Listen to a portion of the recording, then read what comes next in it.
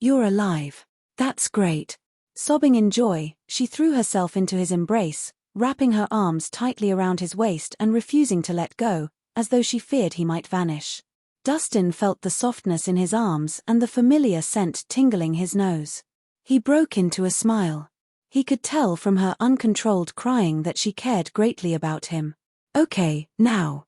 Stop crying. Your tears are wetting this new shirt I bought 2 days ago. After some hugging, Dustin finally opened his mouth.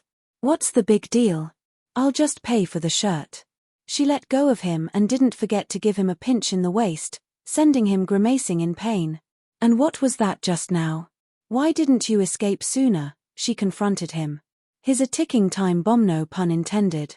Of course, I had to subdue him before I left, he answered matter-of-factly.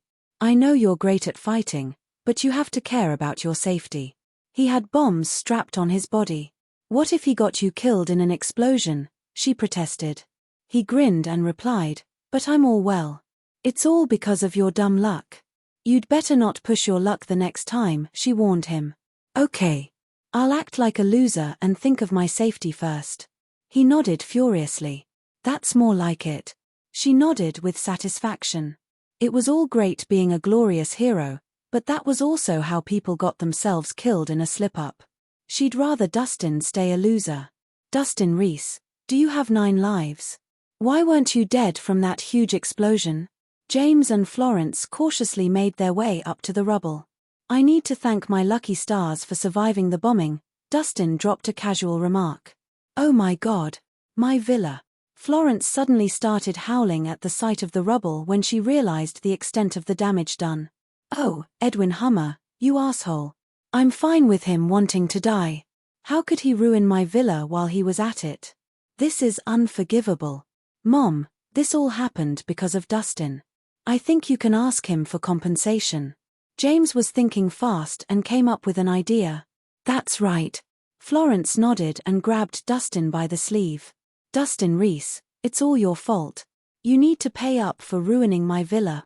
Mom, a villa is nothing compared to a life. Dustin has saved us.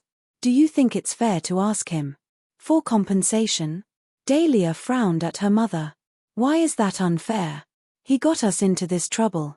Don't you ever think of leaving if you don't pay up? Florence started acting like a Karen. All right, then. How much? Dustin did not want to quarrel with her. 8 million. No. 10. Florence was thinking on her feet and inflated the price at the very last minute. Mom, we bought this villa for 5 million. Aren't you scamming Dustin by asking for 10 million? Dahlia grew increasingly annoyed. That was in the past. Don't you know that housing prices are climbing like crazy?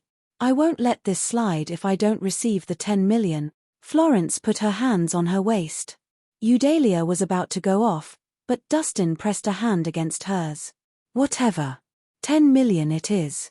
I'll transfer it to your account tomorrow. Me. That's more like it. She gleefully let go of him. Hey. Are you mad? Where are you going to get the money when you're running a tiny medical center? Dahlia glared at him. You shouldn't underestimate me. I provided the Harmon family with my prescription, and I will receive 50% of the sales of the pills they manufactured. 10 million is nothing. Dustin appeared unbothered. Be it the profits from Hillview Hotel or his 50% ownership of the proceeds from Immortunal, he was guaranteed a huge amount of bonus monthly, which could add up to at least tens of millions per month. At the end of the day, you're still Natasha Harmon's kept man. Dahlia was dripping with jealousy. Look at the way you put it. I am only her business partner. How could you call me a kept man? Dustin objected.